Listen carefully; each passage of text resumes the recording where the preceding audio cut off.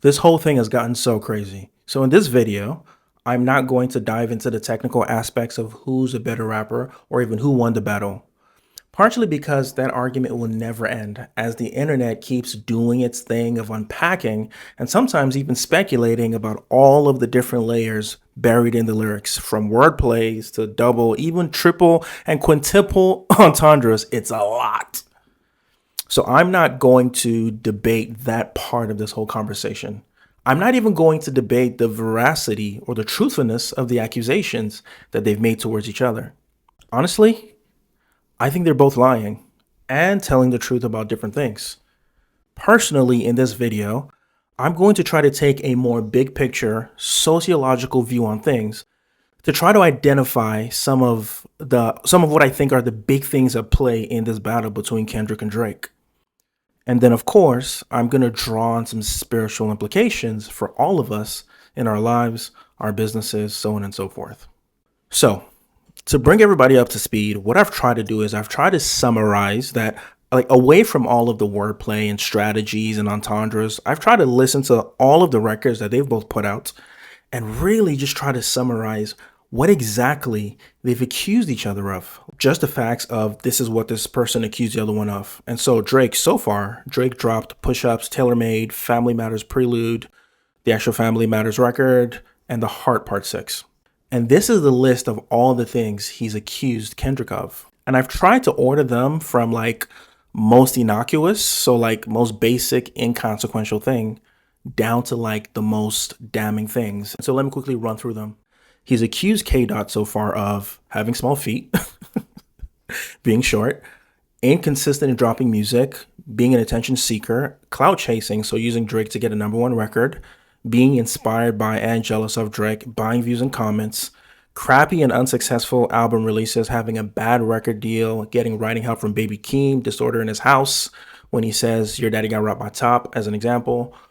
He's also accused K-Dot of being a fake gangster and never actually being in jail himself, getting his street cred by association. He accused him of calling Pac's estate to take down Tailor Made Freestyle, accused him of being gullible by saying you fell into our trap of feeding you fake information. And now we get to the more serious things. Accuse him of playing activist by pimping black issues, by rapping and trying to get white acceptance, being a hypocrite by questioning Drake's blackness, even though his baby mom's is mixed race, not actually marrying his long-term mixed race fiance and raising questions about why, cheating on his girl, all the while playing righteous, being separated from his girl, living in New York as a bachelor because of his broken home, secretly sleeping around with white women, being afraid to be seen publicly with his mixed race son, not having seen his son in 6 months, possibly having a child that is in fact not his, but K-Dot's friend, Dave Free, with whom K-Dot's girlfriend cheated. And then this one is really heavy, being a victim of SA himself and acting out of trauma. Now that's an interesting one because a lot of people will essentially say, Drake, you're victim shaming. But Drake positions it as you're a victim of SA, so you're acting out of trauma. And then obviously being a domestic abuser and a hypocrite. And then Drake accused K-Dot of being a hypocrite for calling him a pedo while supporting R. Kelly's music staying on Spotify. And last but not least, he accused K-Dot of himself spiraling. Turn the tables over. This is what K-Dot has accused Drake of, from Euphoria to 616 in LA to Meet the Grahams to Not Like Us. And again, for the record, I'm just looking at the core of this battle, not like that or the previous records that they've been sort of going at each other for years. Just the most recent full-fledged battle. And so these are the things that K-Dot has accused Drake of. He accused Drake of being thirsty for fame, of being a narcissist, of playing victim, of buying bots and views, of being immature, so you're an overgrown boy, not a man, of having a bad record deal, of having ghostwriters, of being a master manipulator, secretly wanting a feature with him, of plastic surgery, so his fake abs, of being on Ozempic for weight loss. He accused, Party also got strays and pretty much saying Drake has drug addicted friends and artists. He's accused Drake of being a rat, of being an open degenerate, so popping pills, soliciting women, of being a misogynist. And this is where we start getting into the really heavy ones. Being a misogynist, body shamer, code switching. Interestingly, not being American. I'll come back to that a little later. But he says run to America to imitate heritage, can't imitate this violence. He's accused Drake of making him and his friends sell their soul, of seeking a seek and desist on like that, of being a fake gangster, and him never being to jail and getting his street credibility by association, of using Atlanta and his Atlanta artist friends for credibility and to make money, of being a bad dad and an absent father, of being in the escort business, of having a mole in his camp. He's accused them of seeking black acceptance, but not really caring for black culture, so being a culture vulture. He's accused them of being a colonizer, of having a secret daughter and other kids, of having psychopathic intuitions, of being a pedo, and for having known associations with registered sex offenders, of spiraling, and on more than one occasion, he wished physical death upon Drake. Yeah, so it's very, very heavy. Again, I'm not going to debate who had the better strategy or who had the better bars or who's telling the truth, but I want to draw some observations. First of all, I think both parties have clearly gotten the green light from their higher ups to not hold back. So Drake has never gone directly at K Dot before. And I think that's, if I were to speculate, number one, he knows K Dot has always been a worthy opponent, unlike anybody else. But I also suspect there was politics behind the scenes where he never got the blessing from Jay Prince and those above. I think same thing on Dot's side. But I think it seems as though they've both gotten the approval from Jay Prince or Wayne or Birdman and Slim and everybody, and Dot got his from Top, Parks Estate, etc. So I think that's why it's gotten as dirty as it's gotten right now. Second observation, K-Dot's disses have a broader range and possibly deeper emotional impact. So if you look at just the hard concrete things that they've accused each other of, you can make a very strong argument that the breadth, the number of damning things that K-Dot accuses, and I'm not just talking about frivolous things like, I don't know, like You're Short or like even Ghost Rider. I think that's kind of frivolous a little bit, but like the damning things, the damning allegations, Drake has lobbied some against Kendrick, but just numerically speaking, K-Dot has lobbied a lot more against Drake. Another important observation is that neither have provided receipts for the more significant accusations that they made of each other, whether it's domestic abuse, whether it's the pedo allegations, or Drake's hitting daughter. Neither of them have provided receipts. Another observation, and I think this is where a lot of people are not going to like some of what I have to say in this video, but it is what it is. I'm doing my best to look at this as objectively as possible, even though that's not entirely possible for anyone, but I'm trying.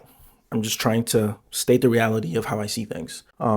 So this next observation, I find there's a general hypocrisy with how people are assessing this battle.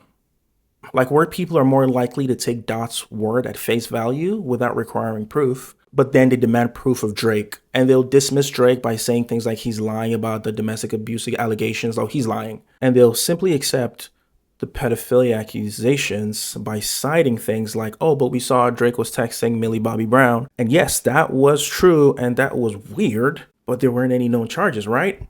And also, to be fair, on the other side, if you look, K-Dot's girlfriend also had some cryptic social media posts, but there was no proof of domestic abuse either. The point is, proof should be required of both parties. Like if we're not just fanning out and being fanboys and fangirls and just like sticking to one camp simply because we like one artist and hate the other, and we're actually trying to look at this as like responsible adults, then I think when these guys make serious allegations of each other, we should hold both of them to the same standard, and say both of y'all got to provide receipts. And what's crazy about it is that the accusations that they're making of each other at this point, as ugly as it's gotten, it's not just rap beef anymore.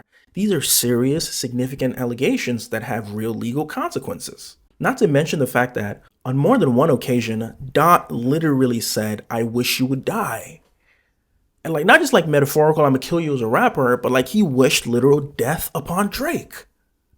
And this is one of the puzzling things for me, that people are still holding Dot up as this messianic character, but are missing or ignoring the fact that anyone who would stoop as low as he has is not a person of good character. Like, he is a wicked man. And I can say that having been a fan of his and a fan of Drake. But people are missing this or ignoring it.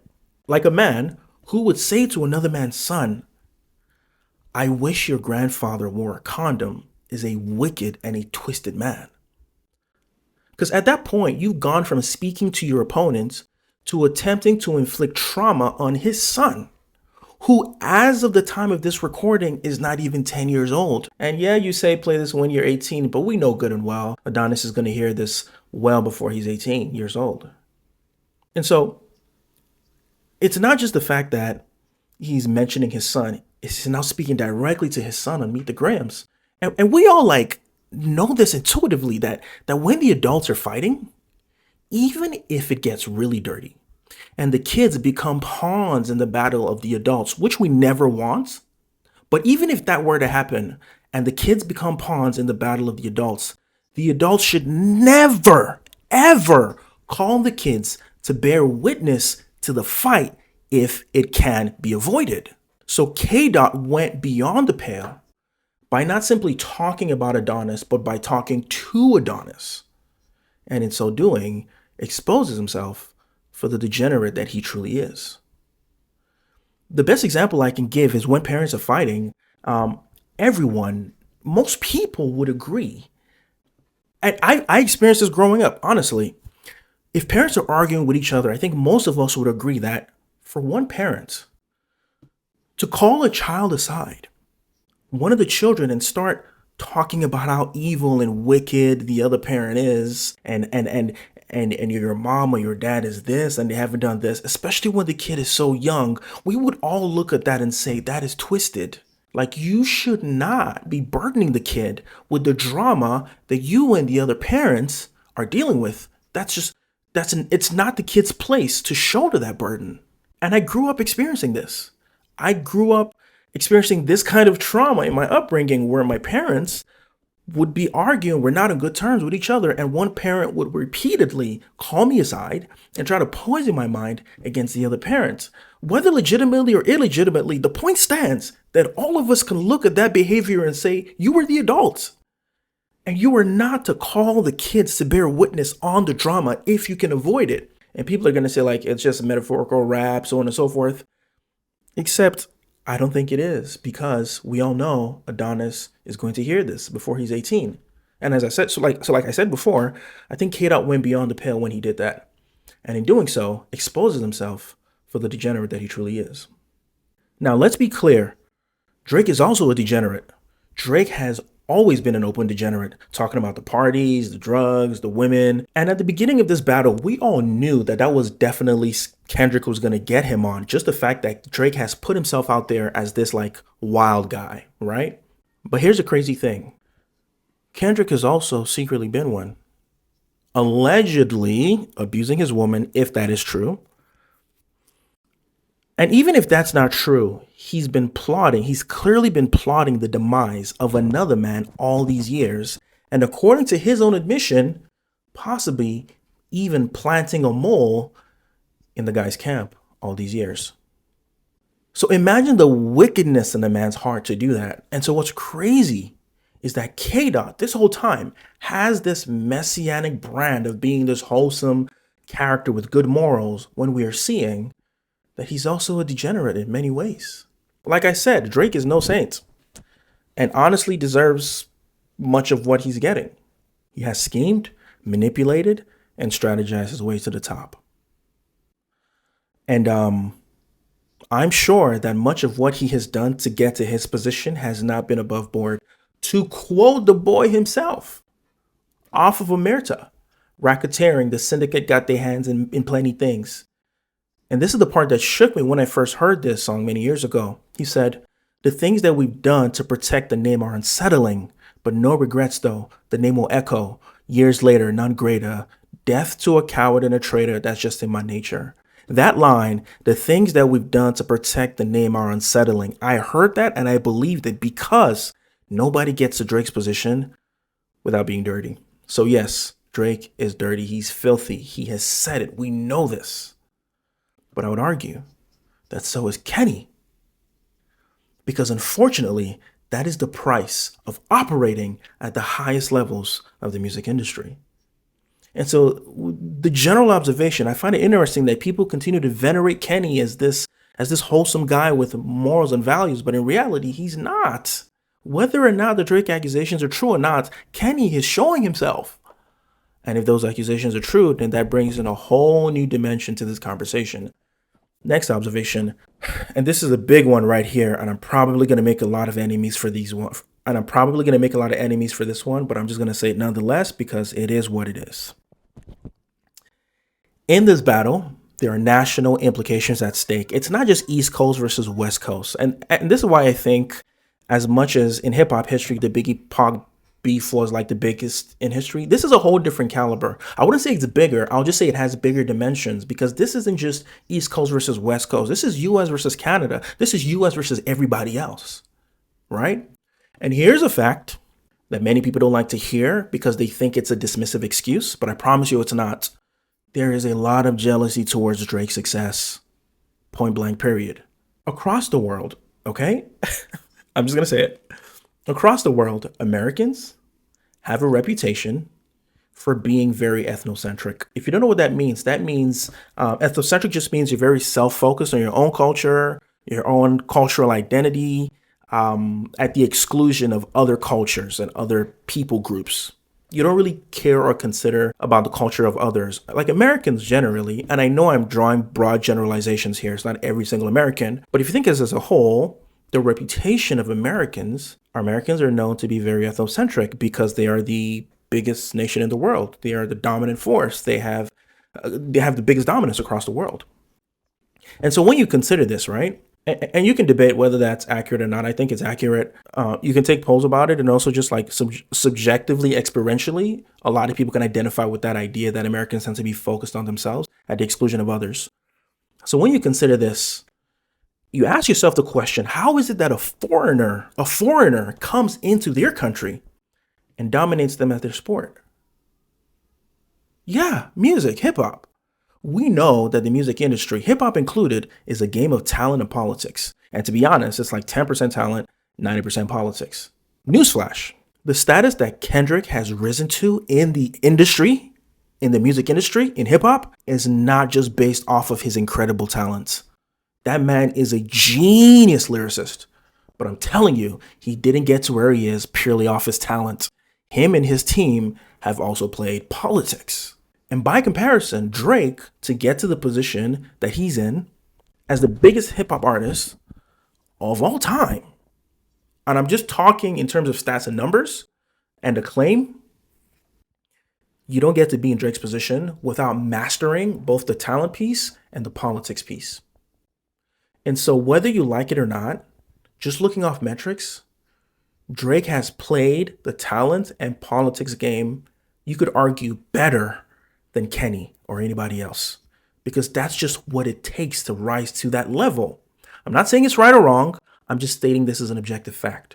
And so I believe there's massive amounts of jealousy and hatred towards Drake for coming into the country as a foreigner and besting them, Americans, at their sport.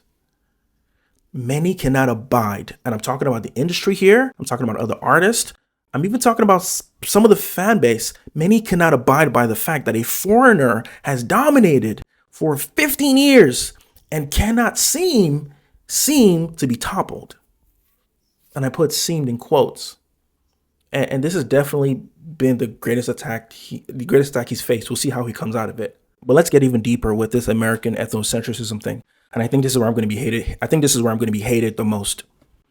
In addition to the general ethnocentrism of many Americans, it can get even much worse when you start looking at the Black population and the views that some of the Black population holds.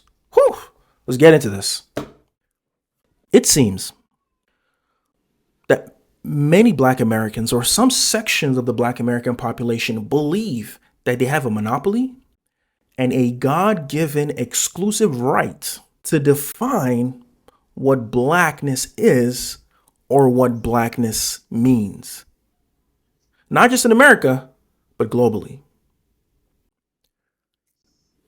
And I've seen it. I have experienced it. I have on many occasions seen or heard of or experienced Black Americans question the Blackness of other Black non-Americans. So whether it's Black Africans in Africa or in Europe or Canada or worse, in the US, and I have been a victim of this, we are often told we aren't really black or black like that or black enough. And I've even seen this in the Christian community. And I'm like, has God given you like the exclusive right to define what true blackness means globally based on your American experience?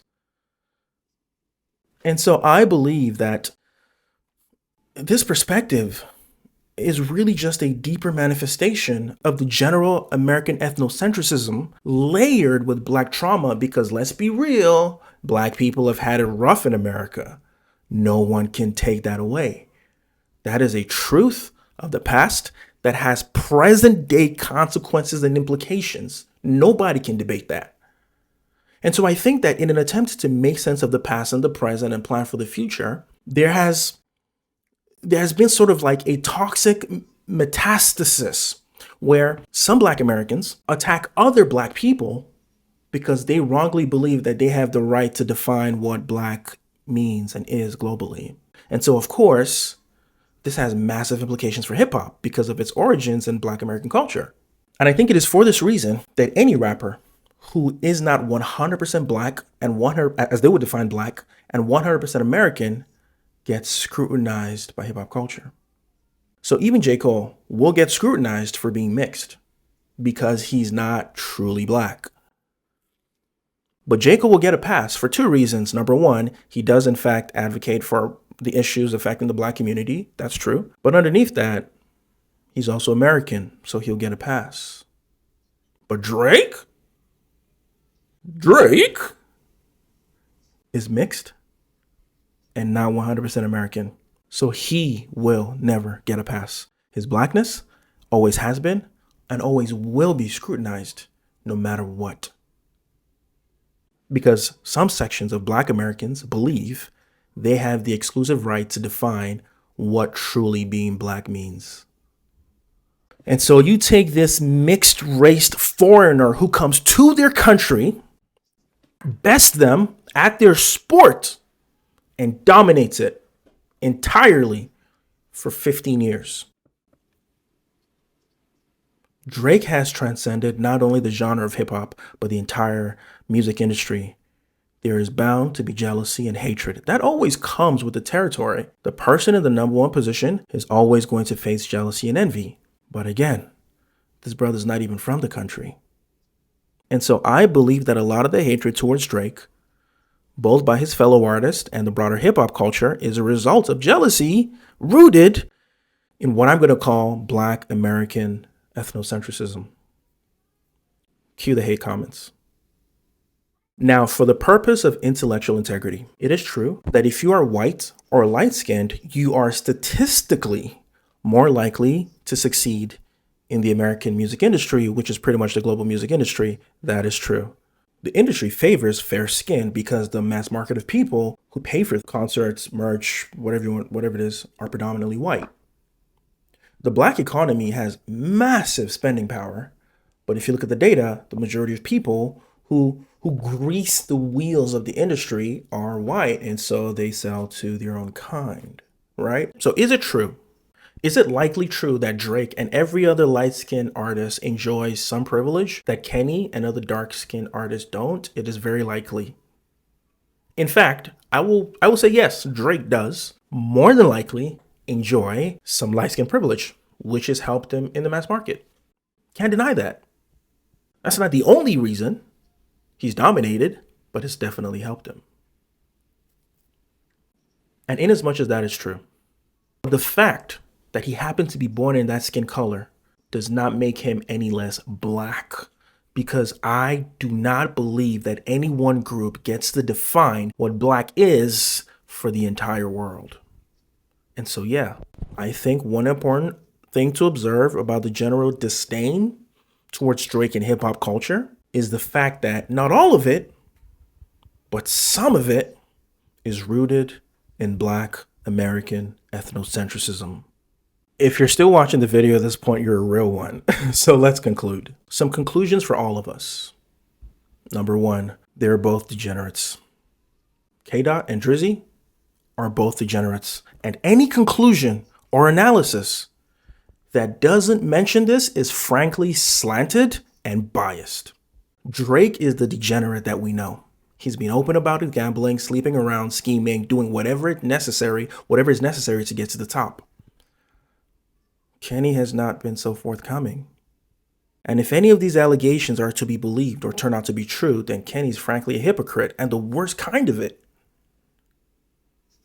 And this is true not only based on the allegations made by Drake, but also by what Kenny has himself displayed in this battle. They both need Jesus. For real, for real. Second conclusion. This whole thing is a sordid, ugly, and disgusting affair, and we as a people should be ashamed of it. Especially if we're still celebrating it, given how dark and wicked it has become. And I'm not casting judgment because I'm part of it. It's there for the world. I did a live reaction to Euphoria because I did get involved in the emotion of it. Like, I'm a fan of hip hop. And so I on an emotional level, I get it. This is good. It's energy. It's rah, rah. But if sober minds are to prevail, then we cannot celebrate this, especially not in its current form.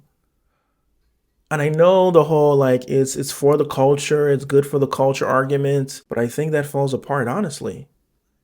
Gladiator fights were a part of Roman culture, but we all look back and objectively say that was a toxic part of the culture that we don't want to see repeated. People died, and in a sense, this is no different.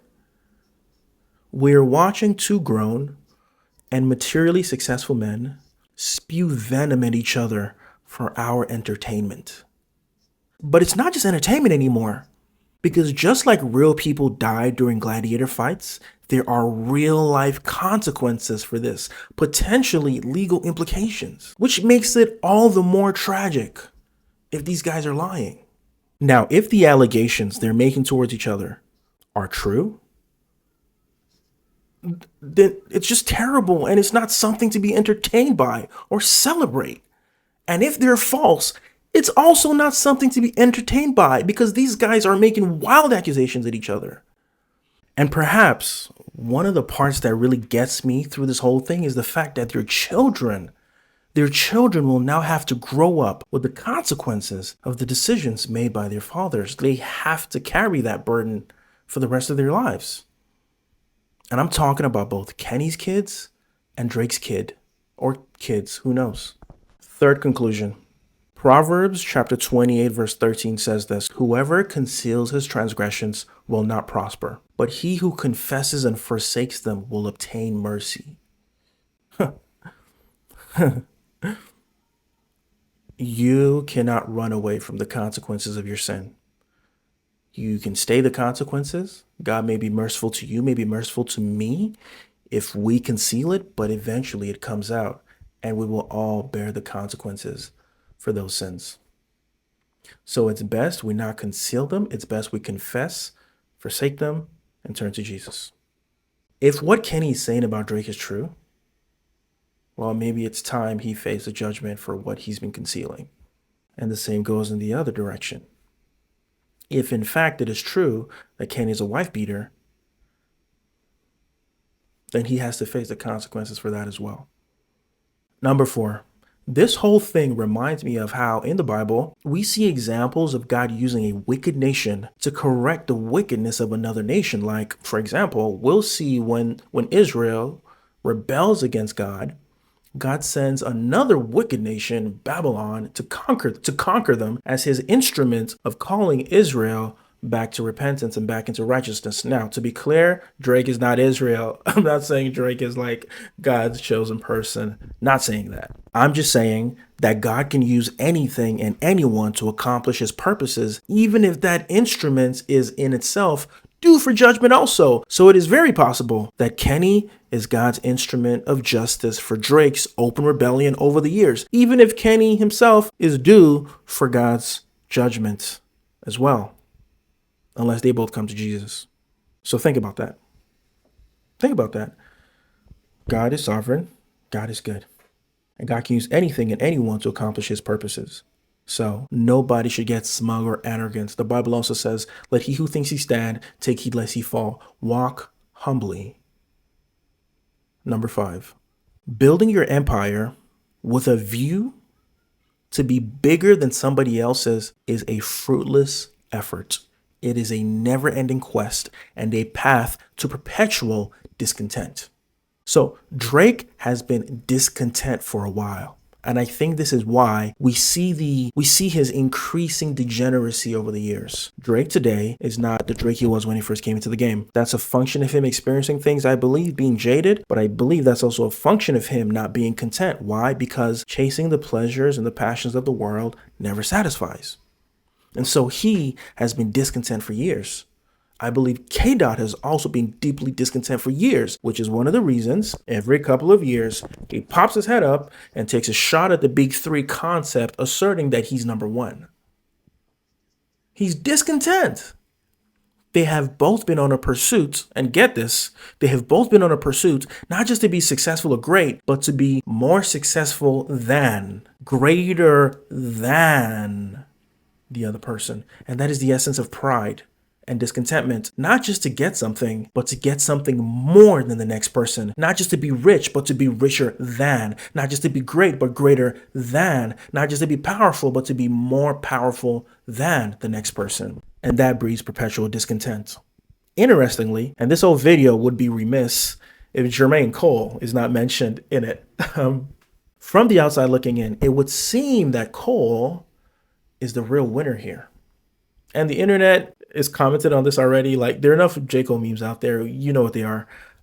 Because it seems as though of the big three, he seems to be the one who has truly pursued contentedness, right? Who has pursued success, not in comparison to others, but within what he's been called to do. He made a song called Love Yours. So not just about, I want to be bigger than the better than the next person, even though he has said that in some other records. But it seems, and I'm saying seems because we don't really know anybody perfectly, but it just seems as though he's more interested in doing his own thing than trying to one up the next man. Sidebar, he also needs Jesus. We don't need Jesus. I need Jesus too. And so when it's all said and done, it seems as though that if Cole just keeps playing the role he's playing right now, he's the one who will win in what matters the most. And what matters the most? Peace for himself and his family life. Like, we can ask ourselves a question. What is that number one spot worth? Is the damage to Drake's household, his personality, his character, his morals, his integrity, his life? Is it worth all that? And same thing for Kenny. Him wanting that number one spot so bad. Is it really worth the ugliness of his character that we've now seen manifest? The kind of person he truly is? What does it profit a man to gain the world but lose his soul? And so to wrap this whole video up, I know there's so much more that can be said about the battle between these two titans. So much more. I'm not looking at who's the better rapper. I'm not looking at who has the better strategy. That's a whole different conversation.